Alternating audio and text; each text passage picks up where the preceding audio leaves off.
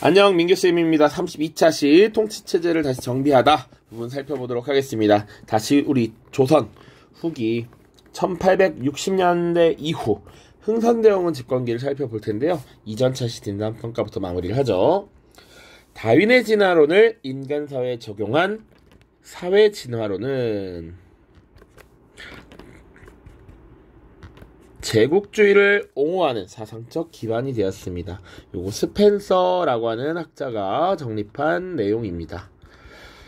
2번입니다. 제1차 아편전쟁의 결과 청과 영국이 체결하였으며 청나라가 상하이를 비롯한 5개 항구를 개항하고 홍콩을 넘겨주는 것을 명시한 조약은 바로 1842년에 체결된 난징조약이라고 하는 겁니다. 자, 홍콩이라고 하는 것이 할양돼서 반환되는 거. 중국에 반환되는 게 심지어 언제냐면 1997년입니다. 물론 학생 여러분들은 태어나기 전이지만 나는 태어난 이후에요. 그래서 되게 놀라운 지금 내용이 아닐 수 없다. 1842년에 체결한 조약인데 약 155년 동안 지금 영국이 홍콩을 지배하였다라는 것이죠. 자, 이제 본격적으로 오늘의 내용 살펴볼 텐데 흥선대원군이 집권한 이 시기의 개혁 정치들 주로 살펴볼 겁니다. 자, 흥선대원군이 집권한 것은 고종이라고 하는 왕이 즉위했기 때문에 가능했어요. 자, 고종이라고 하는 왕은 조선의 26대 왕이고요. 사실은 그 이전에 세도 정치가 쭉 이어지고 있었습니다. 그래서 순조, 헌종, 철종으로 이어지고 있었는데 이 철종이 후사가 없이 죽게 되면서 왕실의 친척 중에서 지금 새로운 왕을 선출했고 그게 바로 고종이라고 하는 왕이었습니다. 그런데 이 고종이 즉위했을 때가 12살이었기 때문에 왕의 아버지였던 흥선대원군이 권력을 잡고 정치를 주도했다라고 보시면 돼요. 자, 그래서 새롭게 집권한 이 흥선대원군은 어떤 세상을 만들려고 했느냐.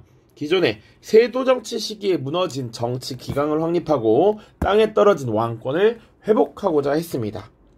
그리고 삼정의 문란으로 살기 힘든 백성들의 삶을 나아지게 해주려고 했어요.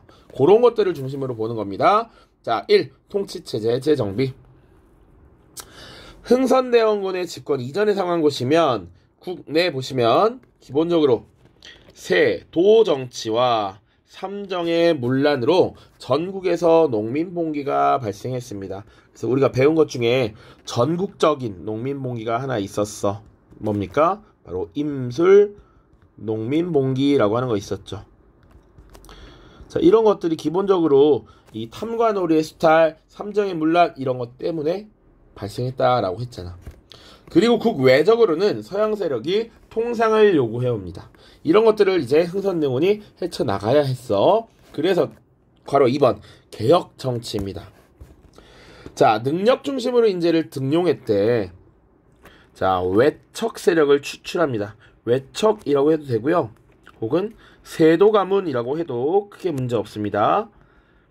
자, 그전에는 세도 정치를 주도했던 외척 세력들에게 줄을 서고 뇌물을 바치는 사람들, 그런 사람들이 관직을 좋게 얻을 수 있었어. 좋은 자리, 지방관으로 나갈 수 있었어. 그런데 그런 것들 신경 쓰지 않겠다. 이제 당파와 관계없이 고른 인재를 등용하겠다라고 이야기를 합니다. 자, 그리고 통치 시스템, 조직을 정비합니다. 조선 후기에 비대해졌던 권력의 중심, 비변사를 축소해서 사실상 폐지시켜버리고요. 의정부와 삼군부의 기능을 부활시켜서 기존의 원래의 시스템을 복구시켰다라고 보시면 돼. 의정부와 삼군부.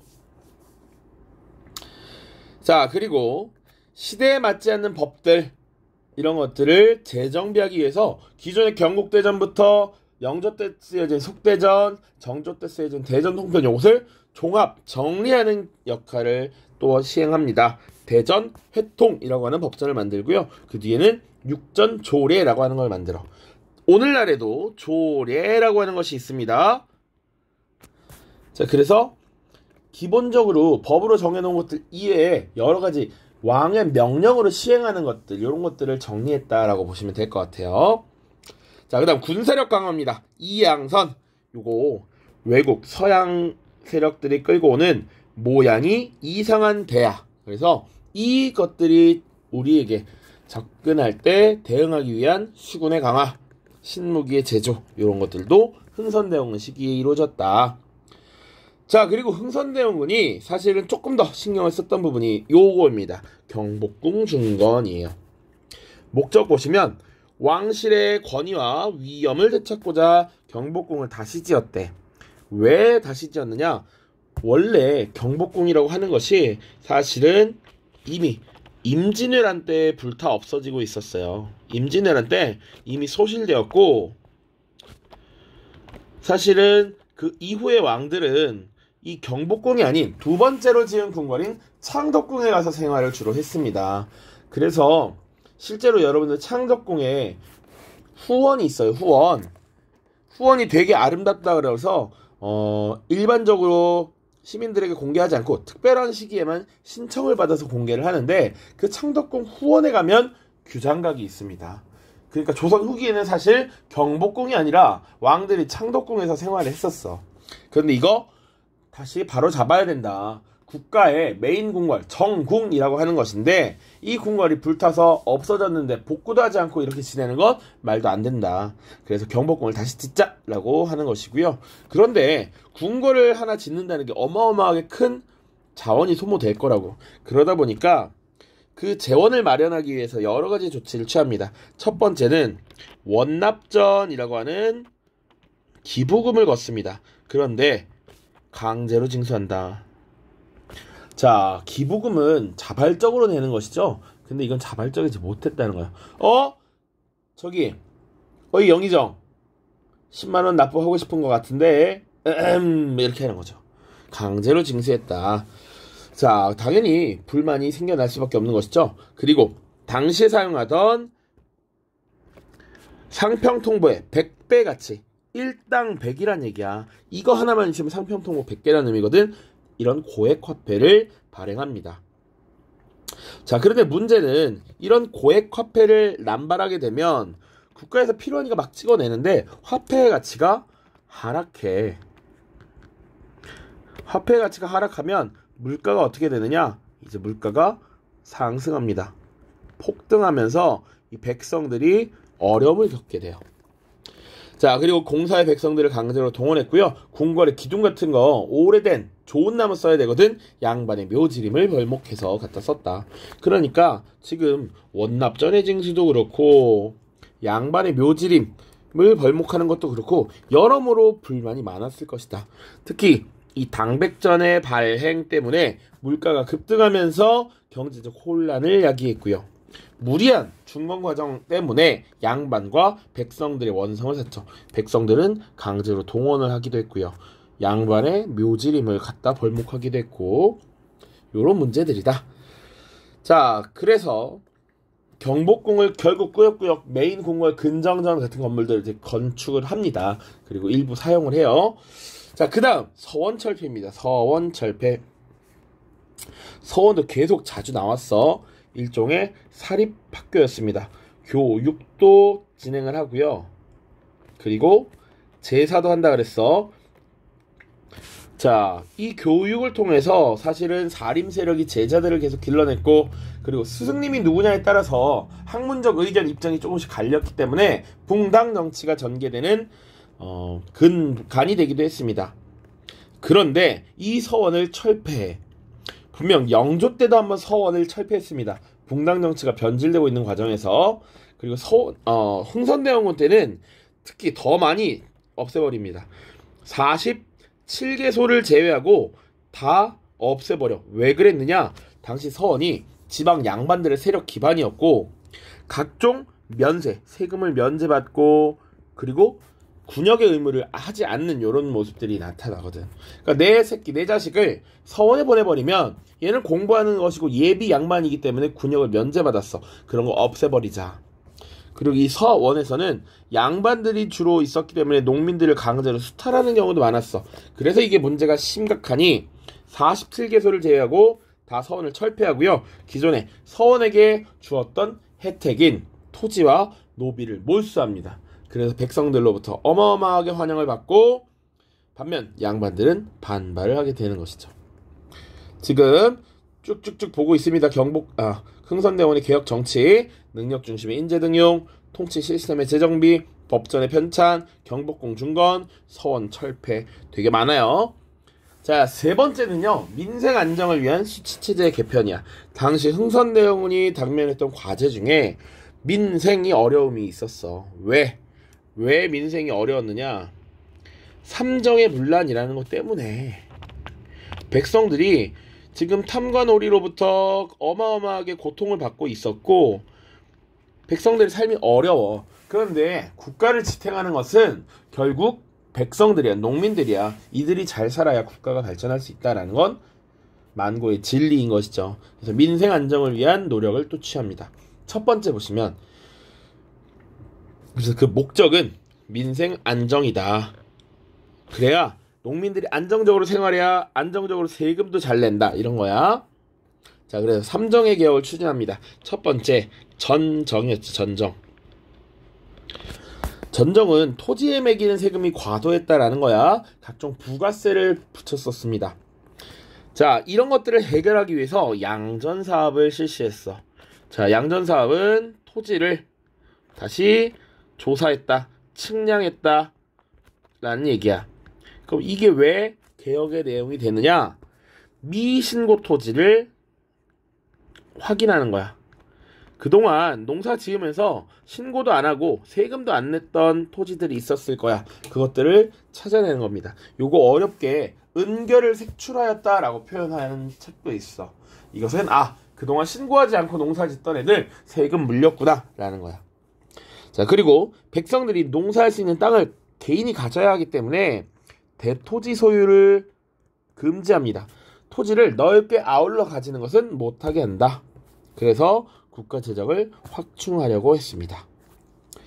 자, 그 다음 군정이야. 군정과 환곡이 제도의 시행으로 지금 한 것이 더 중요하게 다뤄집니다. 자, 호포제라고 하는 것을 실시했대. 호포제는 단순히 말하면 이제 호마다 포를 내게 한 거야. 과거에는 일반 농민, 상민들만 일정한 나이가 되면 군포를 납부하도록 했습니다. 그런데 그렇게 하다 보니 조선 후기에 양반의 수가 급증하면서 세금을 내는 계층 자체가 확 줄어들었어. 그러니까 얼마 없는 농민들의 등골을 쭉쭉 뺏어 먹었다는 거지. 그게 문제야. 그래서 이제는 관계없이 신분에 관계없이 집집마다 납부하도록 해라고 한 겁니다. 물론 면제식 노비는 사실상 사람이 아니었기 때문에 내지 않았고, 그리고 국가를 위해 일하는 고위 관직 계층은 또 면제는 받긴 했습니다. 그러나 일반적인 양반 계층도 이제는 다 세금을 납부하게 되었다. 호포제 실시로 양반에게도 군포를 징수함으로써 공평한 조세 부담을 지금 하도록 했다. 기억하시면 됩니다. 군정의 문란, 개혁, 호포제, 양반에게도 군포 징수. 그 다음 환곡은요, 사창제입니다. 사창제. 각 마을에서 이제는 민간의 영역에서 이 업무를 맡는다라는 거야. 사사로운 창고라고 보시면 돼. 이젠 국가에서 관리하지 않아. 마을에서 명망 좀 있고 존경받는, 그리고 돈에 관심 없는, 여유가 있는 이런 인물들이 이걸 맡으면 고리대하는 그런 문제 없을 거라고 생각을 했던 것이죠. 그래서 농민들의 부담을 낮춰주었다. 그래서 전정, 군정, 환곡의 개혁 조치들 각각 잘 기억을 하십시오. 자, 그래서 흥선대원군이 이런 개혁 정치를 추구했는데 그것이 갖는 의의는 뭐냐? 일단 세도 정치식이 무너진 국가의 기강을 확립했다. 그리고 삼정의 개혁을 통해서 민생 안정을 추구했다. 이런 거 굉장히 중요한 내용들이죠. 의의가 되겠습니다. 그러나 한계는 뭐냐? 변해가는 사회 질서를 근본적으로 변화시키는 건 아니죠. 기존의 질서를 바로잡음으로써 문제를 해결하는 것이고, 이 문제를 근본적으로 해결할 수 있는 체제나 제도의 개선은 없고 과거로의 회귀다라고 하는 것, 기존 체제 내의 개혁이다라는 것, 그리고 결국은 민본이긴 하지만 국민이 주권을 갖는 것이 아니라 왕권이 강화되려고 했다는 것을 한계라고 볼 수 있겠습니다. 자료학습 1번입니다. 다음 자료를 보고 빈칸에 들어갈 알맞은 말을 써보자. 흥선대원군은 땡땡땡을 실시하여 상민에게만 거두던 군포를 양반에게까지 징수하였다. 그럼 이건 뭡니까? 호포제가 되겠죠. 호포제. 호포제는 기본적으로는 집집마다 내는 거야. 이 상민만 내는 것이 아니라 양반의 집에도 포를 물리겠다라는 것이죠. 그리고 환곡을 개혁하기 위해 사창제를 실시하면서 관리의 부정이 줄고 농민의 부담도 다소 줄었습니다. 2번, 다음 자료를 보고 빈칸에 들어갈 알맞은 말을 써보자. 대원군이 명령을 내려 서원을 모두 허물고 서원 유생들을 쫓아버리도록 하였다. 진실로 백성에게 해되는 것이 있다면 비록 공자가 다시 살아난다 하더라도 나는 용서하지 않겠다. 하물며 서원은 우리나라 선유를 제사하는 곳인데 앞선 유학자들을 제사하는 곳인데 지금은 도둑의 소굴이 되어 있으니 이건 문제다라고 했던 것이죠. 흥선대원군은 각종 특권을 누리면서 농민을 수탈한 서원을 철폐하고 국가재정을 확충하고 민생을 안정시키고자 했다라는 겁니다. 됐죠? 자, 고생 많으셨고요. 33차 시 영상에서 만나도록 하겠습니다. 안녕.